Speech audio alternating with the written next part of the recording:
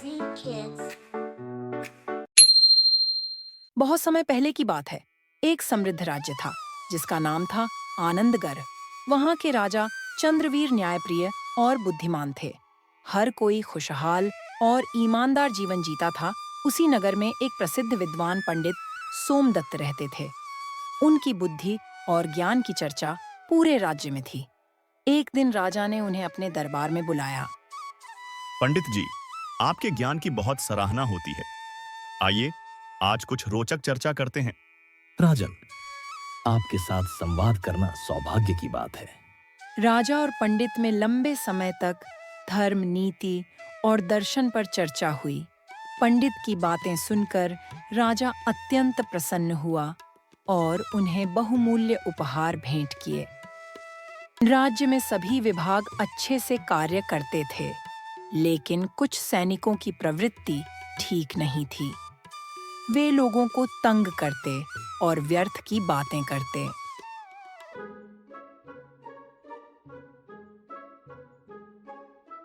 अरे देखो, बुद्धिमान पंडित का बेटा, देखना है कितना चतुर है।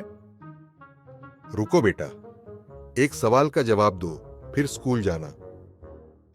जी पूछिए। एक हाथ में सोना है, एक में चांदी। बताओ, कौन सा धातु ज्यादा मूल्यवान है?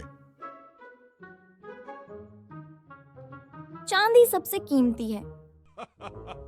सैनिक हंस पड़े और उसे चांदी का सिक्का थमा दिया। अब यह रोज की आदत बन गई। हर दिन सैनिक वही सवाल पूछते और यशोमित्र हर बार चांदी को कीमती बताकर एक चांदी का सिक्का ले लेता। कुछ महीनों बाद जब राजा को इस बात की जानकारी मिली तो उन्होंने हैरानी जताई। राजन, ये बच्चा रोज चांदी की मूर्खता दिखाकर सिक्के लेता है। नहीं, मुझे शक है कि इसमें कोई बुद्धिमानी छुपी है। पंडित सोमदत्त को बुलवाओ।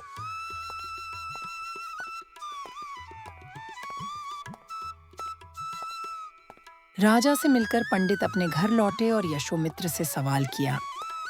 बेटा, सोना कीमती होता है या चांदी?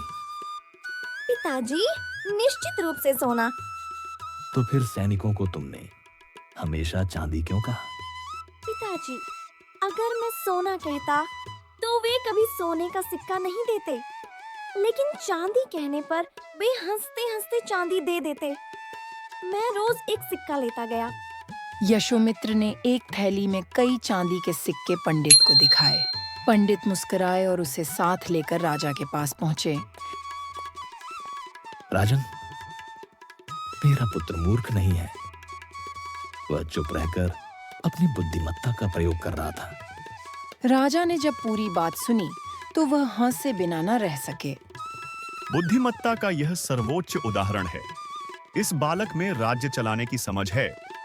राजा ने यशोमित्र को सम्मानित किया और भविष्य में उसे राज्य का प्रधान सलाहकार नियुक्त करने की घोषणा कर दी।